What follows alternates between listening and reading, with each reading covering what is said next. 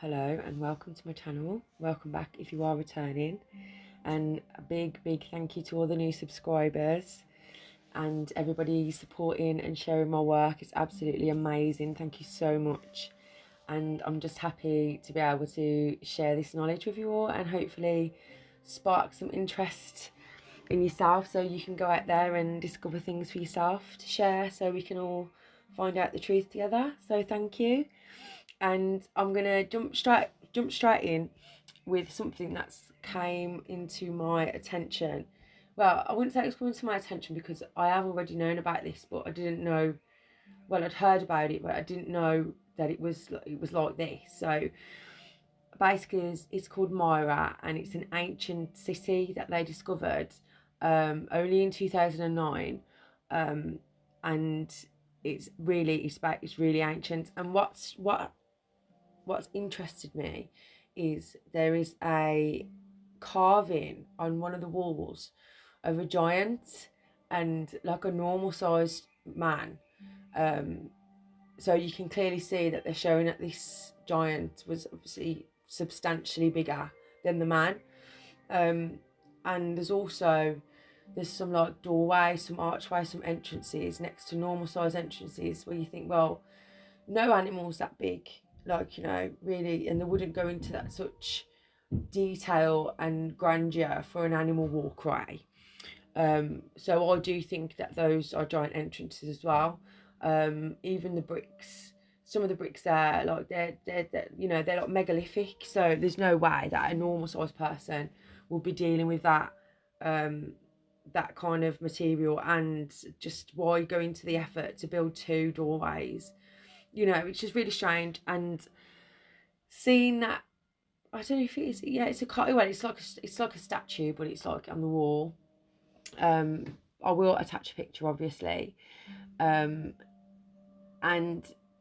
it's just really significant. And there's also another giant right next to it as well.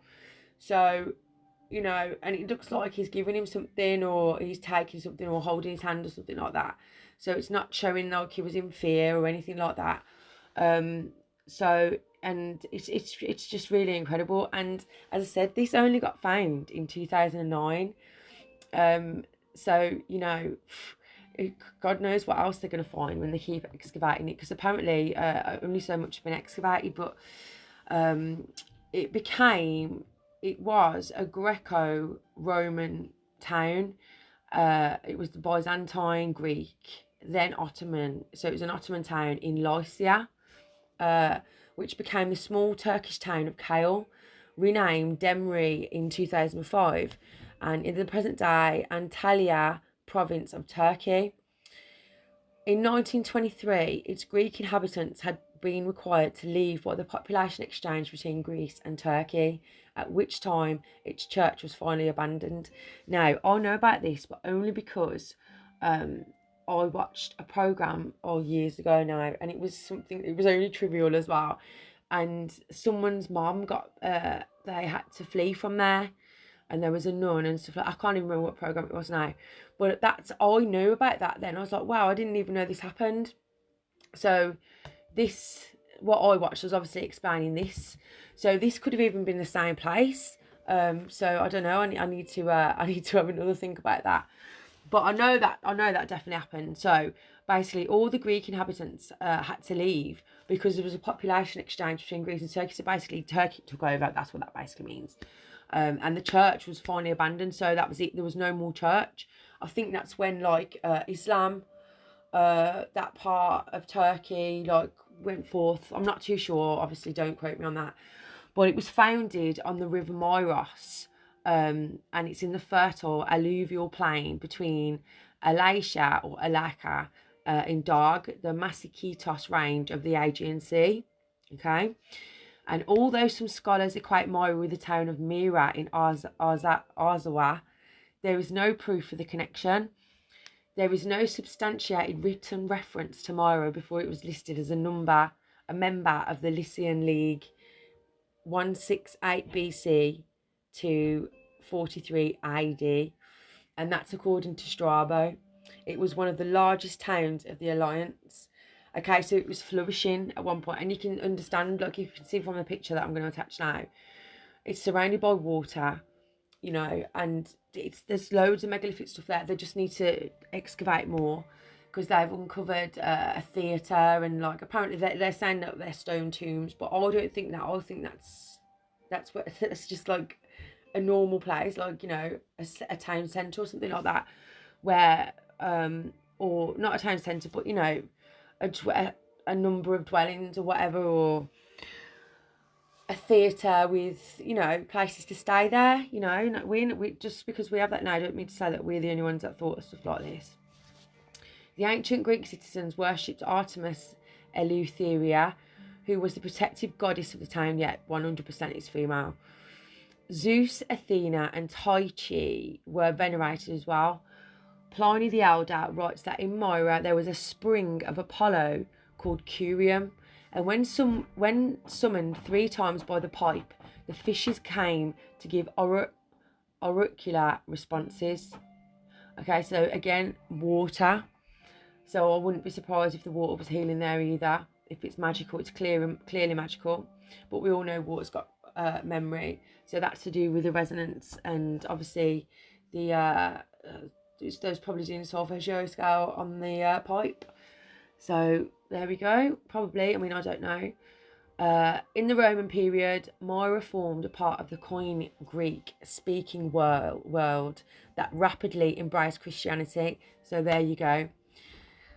Roman period, it took over anything that was previously, changed the language and give them a new religion. So there you go. And one of its early Greek bishops was Saint Nicholas. So that just says it all. Alluvial silts mostly cover the ruins of the Lycian and Roman towns. So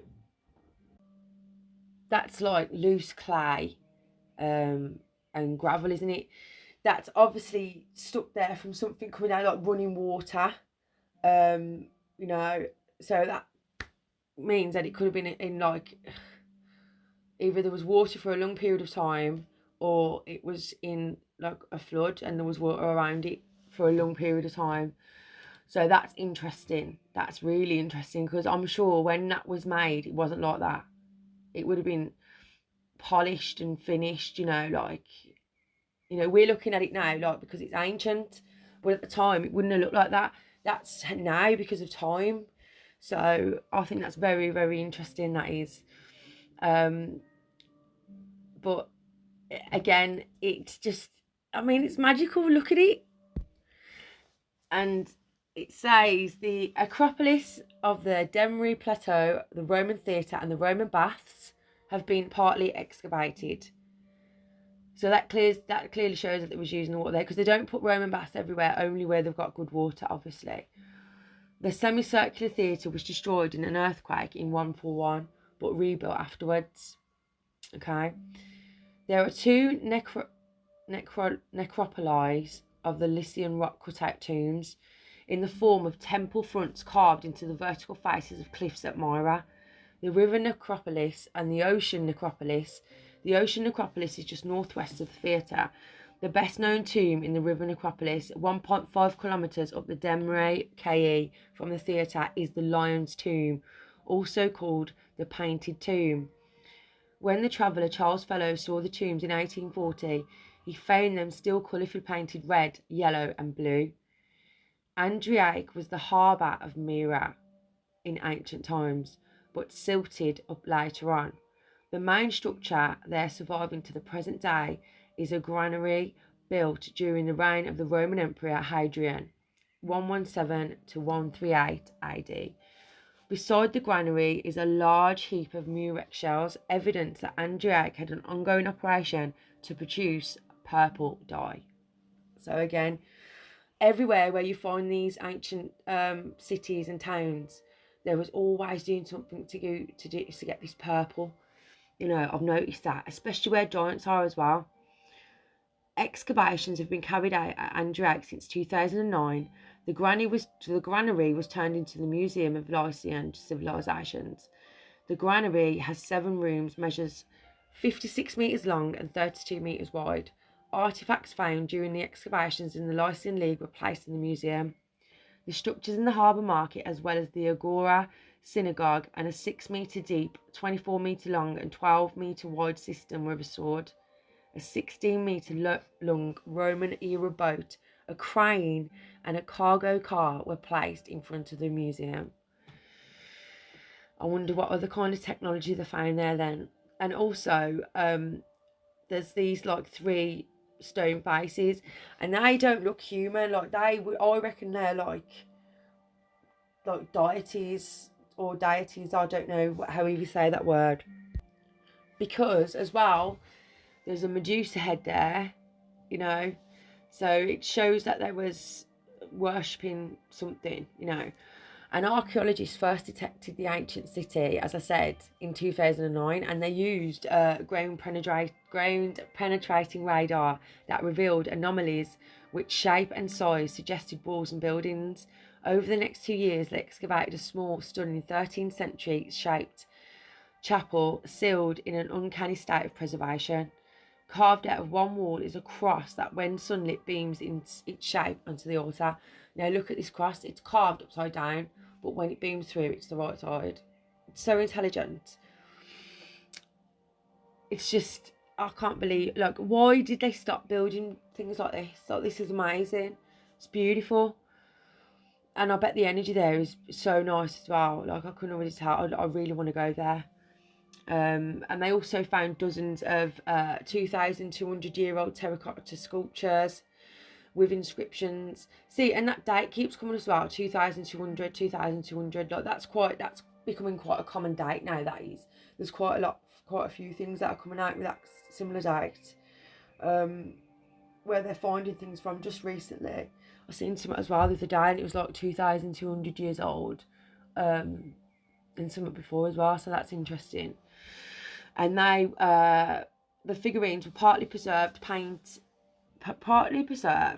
contained the appearances of men, women, cavalry, animals, some Greek deities, and the name of artists. So there you go. And they was made of ceramic, bronze, lead and silver. It's very interesting, isn't it?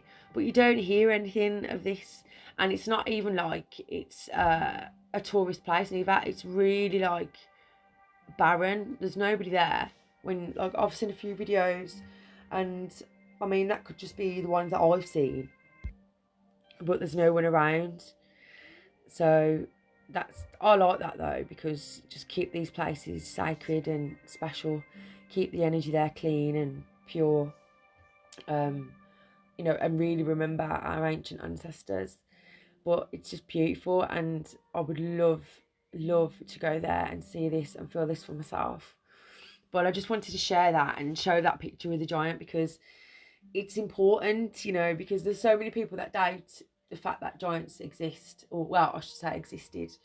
But they've got to remember that I always believe this, right? If something happens on one end of the scale, there's a possibility, well, more than a possibility, that's going to happen on the other end of the scale as well. So we still have dwarfism today, you know, we still have giantism today. And so it's the same with when people are born with talents, super talents. Some people are born with disabilities, you know, things that stop them from being able, and yet people are born with things that excel them at being able, you know. It's just the law of that, like the law that I live by. It's like equilibrium, you know. It's the balance, the yin and the yang. So there has to be, you know, because it still exists today. So I reckon back then it was like in its purest form, you know. And obviously civilization, I believe we've been here for millions of years. So, you know, I reckon my take on it is that they've lied about the time. That's all it is. I've got no doubt in my mind that we definitely we've been here for a very long time, millions of years. And they're just not saying it. They're just keeping it a secret or whatever, or try to. But I don't think the powers that be, I don't think they predicted the fact that everybody would have access to the internet and freedom of information and stuff like that. But it's fascinating, And that leads me on to say a big thank you to Tony Taylor for putting me onto this next lot of information, which I'm going to share. I really do appreciate it, and it's just incredible, and some of it is local as well. The giants that have been found and also used and put on display and shown. This is what I'm saying. It was so normal back then, but it's unheard of now. So that's a cover up in itself, you know. And you know, there's just way too much evidence that there once were a race of giants in this world. There was, and we've still got the physical proof of it, because look at the megalithic blocks. We don't have no need to do that now. Well, as far as I know, a normal sized person wouldn't build in those size blocks, because it's too much hard work when you can just do it in smaller size blocks. You know, it wouldn't make any sense. I mean, you could have it done if you wanted to look megalithic, of course, if you had the money, but it's just not like, it would be a dumb way to do it really, when you could just build a house with normal size bricks, or build a building with normal size bricks that are easy to manage for a human being. So that in itself, why, you know, it's all why. But I think it's fascinating, and the fact that you can research through old newspaper articles and find proof of real life giants and real life giant skeletons. But where are the bones? That's what I want to know. Where are the bones? You know what I mean? Why can't we see these bones? They've all gone. And it's interesting as well, some of the dates, they're like pre-World War One, you know, well, most of it. So again, it confirms about the resets with the wars. And even when you look in history with the resets for the wars as well, a lot of it was, it's like they tried to squash out the old life, the old ancient ways, because obviously for power, for control, because humanity was growing. That's my take on it anyway. Right, I'm going to get into showing some of these articles then. So this is from a newspaper article. I'm not too sure of the date, as I say, because this was sent to me to look at. But as you can see, it's a drawing, and it says the Royal College of Surgeons, skeletons of MDLLE, Krakeni, a Sicilian dwarf, and of O'Brien, the Irish giant. So there you go, take a look at that. That's pretty incredible. If that's real, you know, because it's only a drawing, I want to know where the bones are. And then moving on to this article, this is the Daily Advertiser, March the 4th, 1751.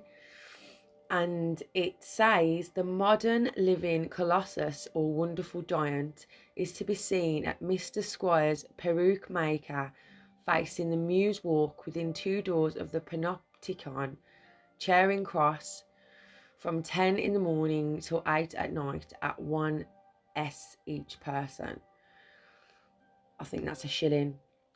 Okay, then it goes on to say, this wonder in nature is thought by those who have already privately seen him to be the tallest of the human species in Europe, large in proportion and much superior in straightness to anyone ever exhibited to public view of an uncommon size. In short, he may justly styled a phenomenon in nature. So there we go. It must have been absolutely massive. I'd like to have seen a picture attached with this. But there we go again. That's 1751. Okay, and they're talking about giants. We don't see this in our newspapers anymore. You know, it's definitely, it makes me wonder, because there must have been a race of giants at one point. So what happened to them? You know what I mean? Like where is that DNA? Because it's all DNA. Where is that DNA gone? Where is it? Where did it come from? You know, that's interesting. Like, why is it been wiped out? as I said, because both sides of the scale exist, because we've got proof of that. But where is it? You know, it's interesting, isn't it? Like, oh, I think this is fascinating, because it's right in front of your eyes. You know, you've just literally got to look for it. And then anybody that says that it's not real, just say to them, you know, just go and do a bit of research and come back to me when you've looked into it a bit more, because you can't deny it, you know, especially dating back to 1751. You know, it's like that. It's not like now where you've got YouTube and everything and people like clickbait and stuff like that. It wasn't invented then, you know, so it's not like, oh, they was doing it for that purposes. I would believe that journalism back then was about, really, really genuinely was about exposing the truth. That's why a lot of them got corrupted, because that was expressing freedom of speech, you know, and that's why it is so corrupted today, because it is very powerful, you know. So they wanted to shut that down straight away. They didn't want anybody to know about it, so that's why they took over. I believe, you know, control the narrative. What better way to do it through journalism? Yeah, it's very clever, but you know, as I say, if you just look through it, you'll be able to see it for what it is, because that's fascinating. 1751. Come on. And moving on to this is the annual register, and it says in December 1765, there were in York a young man and a woman, twins of a surprising stature. They were not quite 17 years of age. The brother was 7'3" the sister was 7'2" in height. See, where you don't see this anymore. This isn't happening that much anymore. So it's fascinating, and I'm so glad that, you know, it was documented and recorded. So we've got it now. So we do know that giants are real, because they, you know, giants, they don't have to be like 20 foot in the air. You know, it's not about that.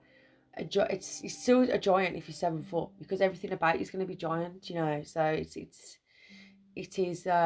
You got to think realistically as well. And this is good. Moving on to the next one. As you can see from this drawing, and it's an advert for the greatest novelty of the age, Cremorne Gardens, Mr. Thomas Good, the American Colossus, the tallest of the human race, 7'8" in height, weighing 22 stone and 10 pounds, and only 18 years old. That guy's 18. Wow. See, that's a giant right there. So I wonder if that is the same one as that the second article back. I wonder if it is. And if not, then obviously there's more proof that more of them was around. Okay, moving on to this one. This is the Assembly Rooms, Anleby Road near Hengles Chiron. Henrik Brustad, the Norwegian giant, stands nearly 8 feet. Okay, acknowledged to be the tallest man in the world, to be seen every evening. See, what I don't like about this is the way that it was paraded about, and you know, in freak shows, basically. You know, that's what it is. You know, don't dress it up. That's what it is. And it disgusts me that people would go and look at somebody like that as if there was a freak. You know, like it's exciting, like, to me, but that's the way I look at things. I don't see as different as scary. I see it as, oh wow, like this is something new, you know. But I guess that's just me. But you know, I can't believe that I can't believe they was treated like this and made to be put out like that. You know, and the more that you learn about it as well, you find that quite a lot, and they live quite sad, lonely lives. You know, it's such a shame. And you got this guy. This is the London Pavilion, the Egyptian giant, every evening. So he was on show every evening. You know, it's no different to like a dancer or a singer, is it? Entertaining, but what? Just because the size, you know, I don't like that, because there's more to somebody than what you see, you know. So it goes against my nature, that does. And moving on to this one, Sedgwick's exhibition, the Norfolk Giant. largest youth in the world, 8 feet in height, you know, and that's the Royal Family Agricultural Hall. And the royals have got a lot to do with giants, and all throughout history and stuff like that, they're very connected to it. It's really interesting, as well as mines as well, obviously, as we know. And this is a picture of the Russian giant. But oh, this is match now. Now, in my last video, I mentioned this guy. So it's nice to get a picture of him. So big up Tony for that. Thank you very much. He seemed like a really nice guy. See what I'm saying? Like, you know, it'd be fascinating. And look at the size of him. You know what I mean? The size of his foot. But look, his foot don't even look like the size of my leg. That must have been a misprint. That must have been, because that blew my mind. That did. Moving on to this article, which is March 12th, 1848, and it states a giant, Mr. Robert Hales, named the Yorkshire Giant, will now exhibit in Nottingham next week. Is nearly 8 feet in height and weighs 462 pounds, which is 33 stones. His longitude is inherited from his parents, his father, a farmer, being 6 feet 6 inches, and his mother, 6 feet, weighing 14 stone. Of the Patagonian, I can't read the next bit because it's cut off.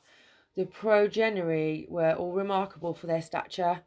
The boys were sons of Anak and the daughters of Amazonian development. Any one of them quite a glumdlich. I've never seen that word before in my life. I do apologise. The 4 sons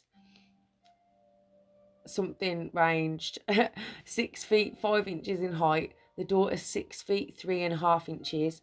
But the flower of the flock was and is something one now in Manchester.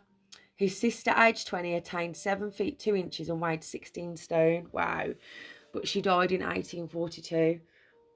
Mr. Hales is now in his 28th year of fair proportions, with pleasing features and good-humoured, cheerful countenance. He is vivacious and intelligent, and altogether a very different sort of being. Something the heavy lumpish louts we have seen in the caravans, so it must be not like the heavy lumpish louts we have seen in the caravans. With him, something will be exhibited, a male dwarf and 2 female albinos. See, just pure exploitation. But I do like the fact that they had positive things to say about this one for once. You know, it's really nice. This one is interesting because I can't really see much on the clip, but it's Maximilian Christopher Miller. Okay, I can't really see a date. You know, and I've got my glasses on as well, but I just can't. I'm sure it's like 1820 or something like that, but don't take my word for that. But look at the size of him. You know, his head is like the size of their 2 heads put together. He is quite huge. Again, where are these people today? You know. And moving on to this image, and this is from an article. I don't know what article this is, and there's no date on it. But it's the giantess at the Trocadero. Anna, over 8 feet in height and only 15 years old. So look at the size of that person. It's absolutely huge. It's incredible. And this image, I ain't gonna lie, made me laugh at first because one, that symbol at the back, just, I don't know, well, that didn't make me laugh, but I'm drawn to that. And then obviously I'm drawn to, is she their mother? You know,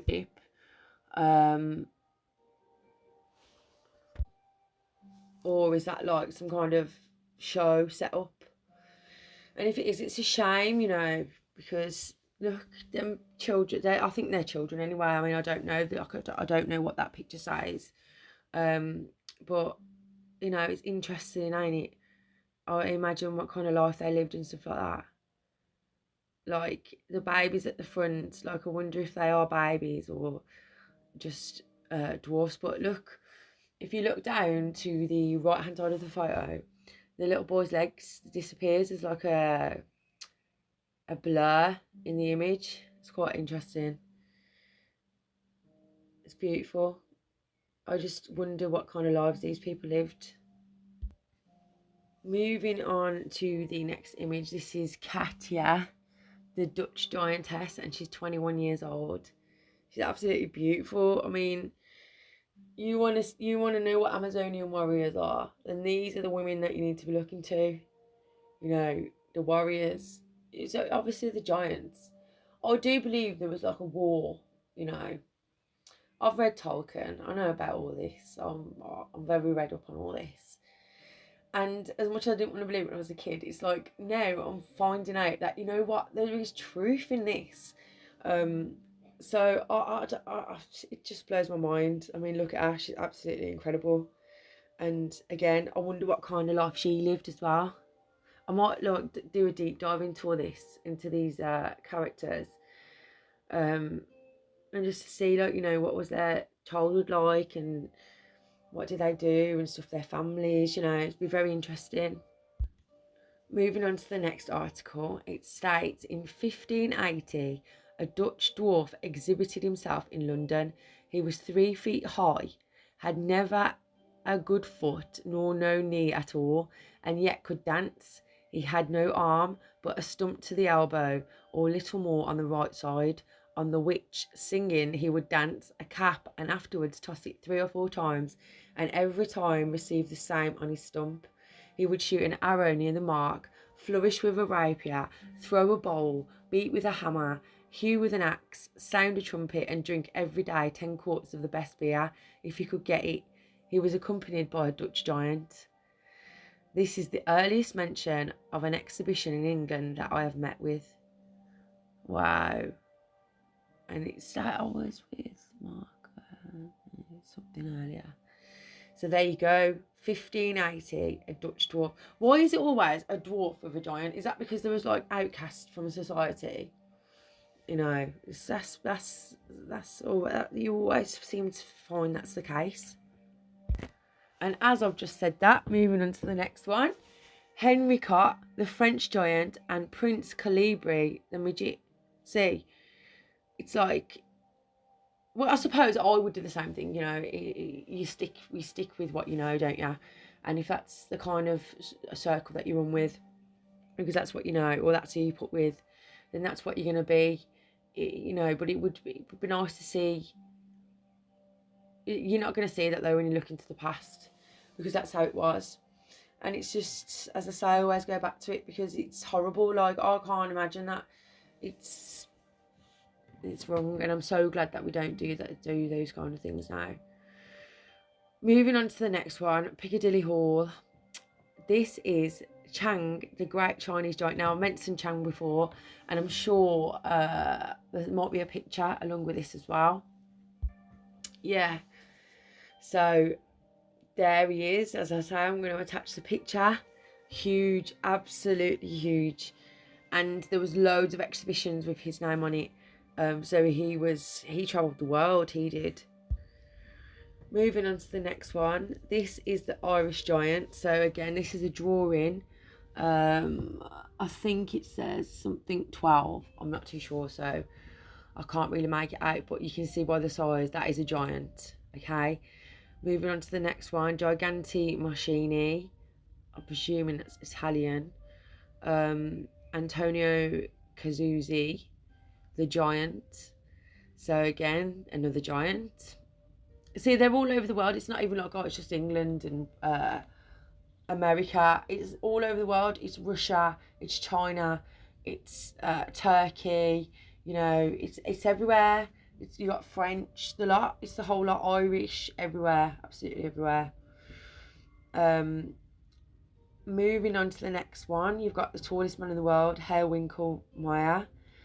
And this is another ad for him to be appearing every evening at 10:45, and that's the London Pavilion, dated 1887. And moving on to this article, this is from the Globe, August 26, 1887. No way, that's 100 years before I was born. Literally nearly to the day. Nearly to the day. That's mad. Death of the Austrian giant. The Austrian giant Winkelmeyer, who was so recently the wonder of London, is dead. A telegram to the effect from Vienna states that he died among his own people, after his brief career of glory at the London music halls. The cause of his death was tuberculosis, though, says the Daily News, it might perhaps be more graphically described as general running to seed. Those who had the misfortune to see him at the children's fete in Hyde Park must have read his doom in his face. His plumed Tyrolean hat towered above everything in his prospect, but the features beneath it were hideously wasted. The huge shambling body had no better principle of the cohesion than the clothes horse. The legs seemed to be protesting against the weight of the trunk, and to be painfully divided against themselves as to the angles of junction in the upper and lower portions. Poor Winkelmeyer, in fact, was physically a kind of human weed, and his sole distinction was in being a weed 9 feet high. He was only 20 years of age. Oh my God, he was so young. See, and just imagine this, right? If he didn't live like that amongst his own people, quote unquote, as he says, and he had he ate like a plentiful diet, because obviously he's a giant. He needs to eat like this 10 times the amount a normal sized man needs to eat. So you know, I think the reason why you find that these giants, I don't even like saying that, these giant people die young is because they haven't got the right nutrition. That's what I believe. It's not because they can't live giant. It's because they haven't got the right nutrition, and that's what they wanted. The powers that be, obviously, they wanted the giant. They didn't want the giants to thrive, so they got shunned. So there's a great example again, and that's just one example. Again, another example of the Irish giant, the German giantess, 16 feet. And then I can just make out giant baby, the only child of giant parents. So that's interesting, because you do wonder, like, you know, if any there was any giant couples and they had babies, like what happened? Like, is that how the DNA got through, and not obviously not as many giants got together and stuff like that, so that's how it died out? You know, I don't know, but that's what I can only presume. And this article is a giant baby, September 4th, 1886. I don't know what newspaper it's from. And it says, Mr. Holland has added to the attractions at the Albert Palace a giant infant who is on view in a room on the south side of the nave. And this bit is striking. This is, he, then in commas, for it is a he. Right? Though Mr. Holland, with commendable caution, speaks of the novelty in his prospectus as it, end of commas. So, was born at Porlock in Somersetshire and is about a 12-month-old.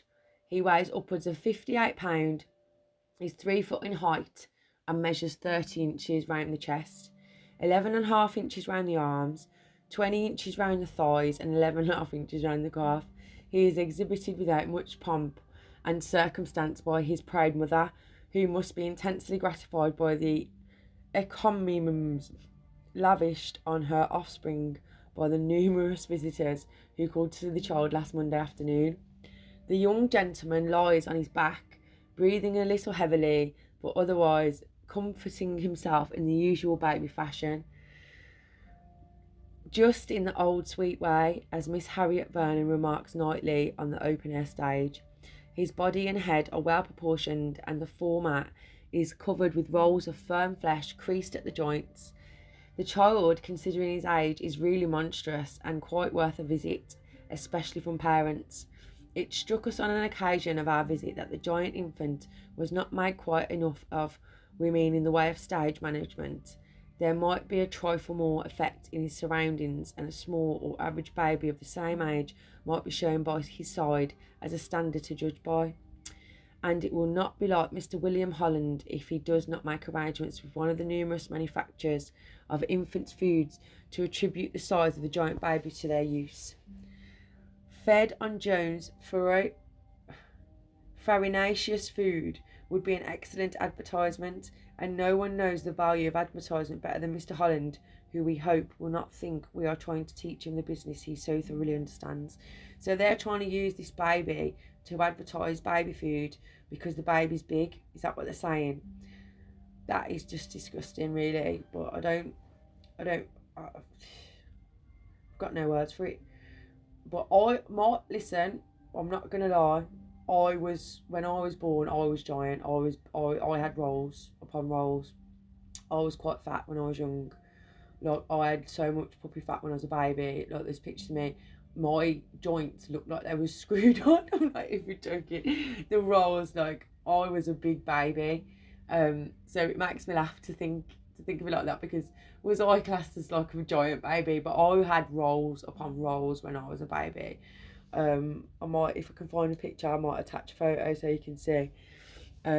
Yeah, I was really big. My legs was huge. Like, my nan, I used to look like the Michelin baby. I'm not even joking. I was very chubby when I was, like when I was like under one. So yeah, it's quite funny when I read things like that, because I just remember myself. Moving on, anyway, I love this woman's dress. I really do. I absolutely love it, and I'm taking that's the seamstress next to her there, because she's sorting the dress. And she is classed as the tallest lady in the world. Again, another tallest lady in the world. And this is souvenir of Obama, ABOMA. I don't know where it's from, but she's beautiful, isn't she? And look how tall she is. Really, look, like, she's huge. Moving on to the next article, and this is an advert, and it says, just arrived in London and to be seen in an elegant apartment at the Cashapp in Spring Garden Gate, next door to the Hoof Late Cox's Museum. And again, the Irish giant, the modern living colossus, only 21 years of age, measures 8 feet 2 inches high. So another advert. And moving on to the next one. This is Saturday, August the 4th, 1888. Okay. 6th of August, 1709. And the headline for this article is A Chronicle of Curious Events. Okay. 6th of August, 1709. Oliver Cromwell had a porter named Daniel, who was 7 feet 6 inches high, and whose standard was recorded by a large O on the back of the terrace at Windsor Castle, almost under the window of the gallery.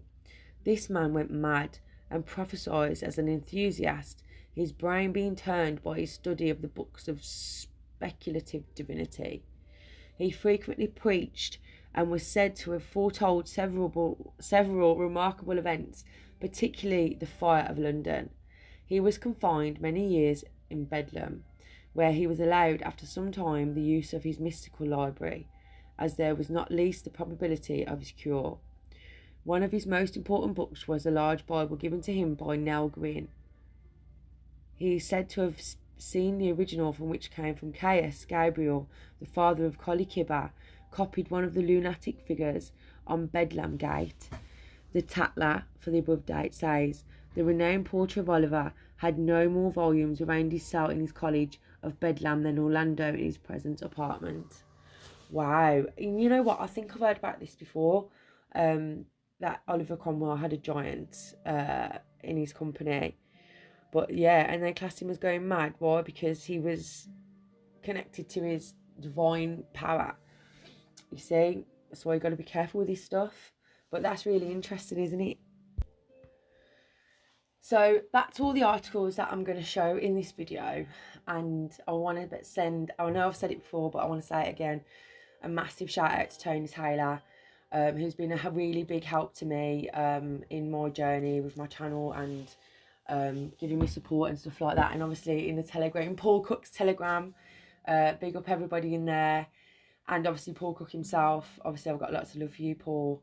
And it's just been a wild ride, put it that way. And I wanted to say as well, if you want to dive into this more and you don't want to, if you like books, because I like to read as well, as much as I like going on the internet and stuff like that, I do prefer a physical thing in my hand. Because obviously I go from one thing to another, from one thing to another, and rather than just keep searching up all the time, and obviously I don't like being on the internet all the time. It does get to me. I have to really clear my energy. um I like to stay away from technology as much as I can, really. So I like to read. So I do highly recommend Giants on Record. I've had this book for a few years now. I think I had it about 26 from 2016, 2017, before I went to Stonehenge. Um, and it is absolutely amazing, and it blew my mind. And it put me on to Hugh Newman in a big way. Obviously, well, I liked Hugh Newman anyway because I was into megalithomania. But then when I got onto his giant work, honestly, it was like everything I ever knew when I was a child, what I believed. It was like coming true. I was expecting him to say that unicorns, there was proof that unicorns existed and everything. Because, you know, it was so like the evidence is unbelievable, and there was there breaking it down, and you got the Smithsonian's denying it and stuff like that. And the best part about this book is it's got pictures in it, with giant bones, the graves, stuff like that. It's got a foreword in there. It's got an introduction by Hugh Newman himself, and it's also got like an introduction by Jim Vieira, New England Mysteries. But some of the stuff, some of the content, it's got like giants in the mounds, giants of New England, double rows of teeth, the Smithsonian files, curious artifacts, you know, Curse of the Giant Hunters, which is really interesting, and I need to do a whole video on that on itself. Then you've got origins of the tall ones, giants of Sonora in Mexico, early explorers, legends of the tall ones. You know, just everything you want to know about giants, and it's got pictures in it as well. So big up Hugh Newman. You know, mate, I am a massive fan of your work always. And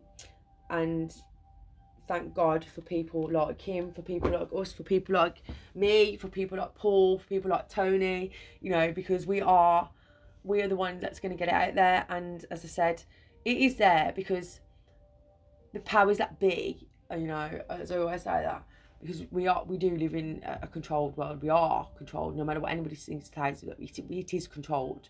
Everything's a lie, so that's control. But people are breaking out of it now. But as I was going to say, they don't expect the internet to be a thing now.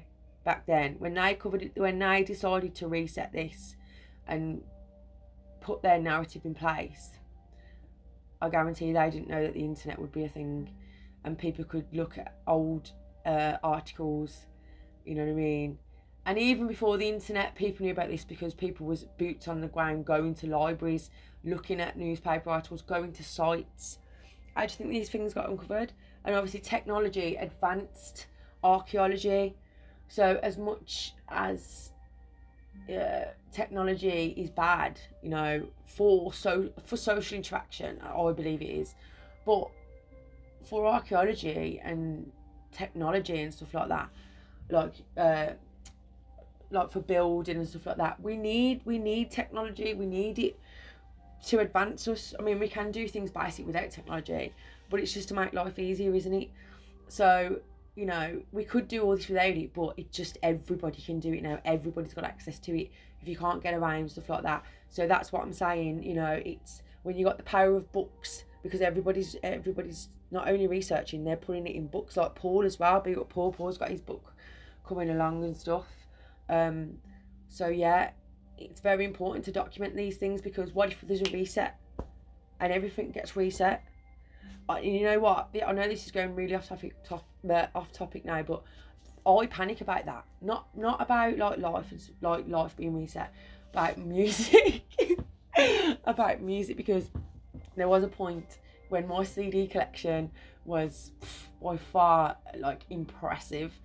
I can't even tell you. I only own my CDs now, and a couple of like old ones. I can't even think of them. I haven't even seen them for years. They're away in the loft somewhere. because nobody plays CDs. I don't have a CD collection anymore. Everything, I am a Spotify. I love Spotify, and I hate saying that, but I collect records, and my record collection now is like, okay, this is how I think of it. What if Spotify goes down? What if YouTube goes down? What am I going to listen to? And I had that panic just before the big fake pandemic.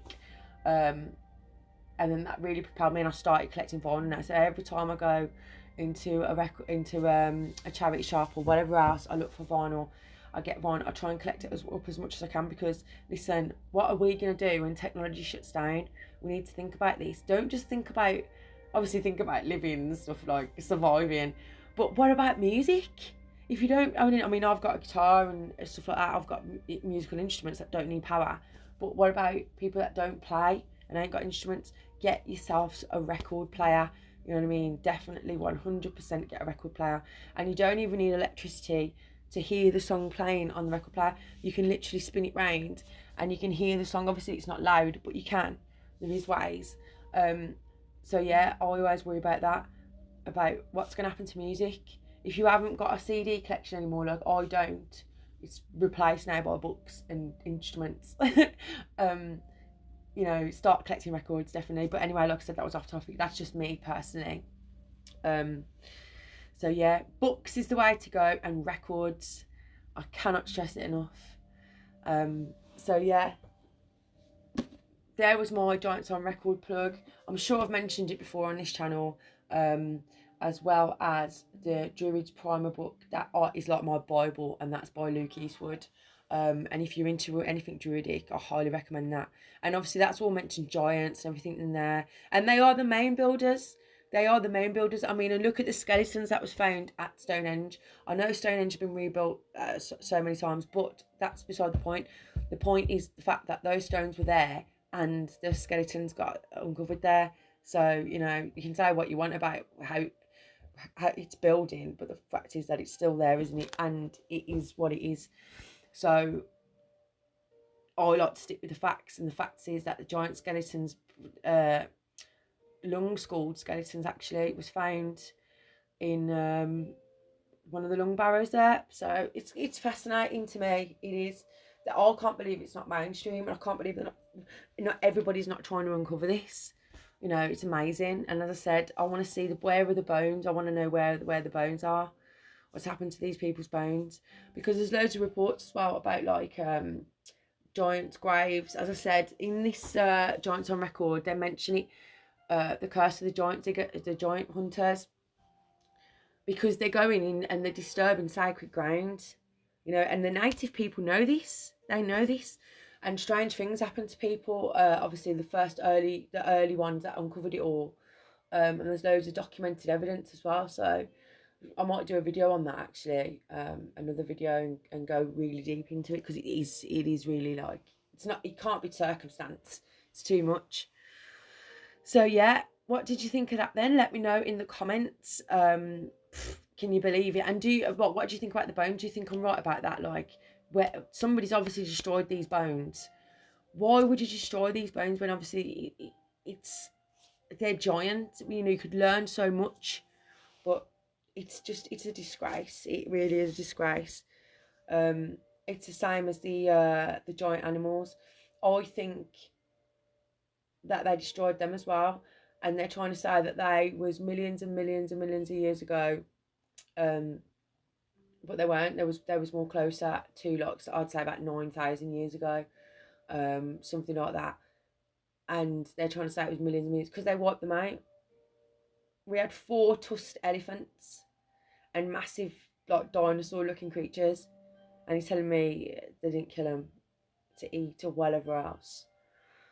Yeah, I've got my own theories though, but I say that I need to go into these on other videos. This is just literally about giants, but more evidence of giants, and most of this was in the UK as well. So, you know, and I stress to everybody, see where there's an ancient site near yourself, or a mound, or anything, or any place where you feel called to, and have a look, do a bit of research, see what was there before, and see what you find. You know, it's exciting, it's interesting, and you learn something new every single day, right? And I'm going to leave it there. Thank you so much for being a part of my channel. Thank you for all the support. Thank you for the love.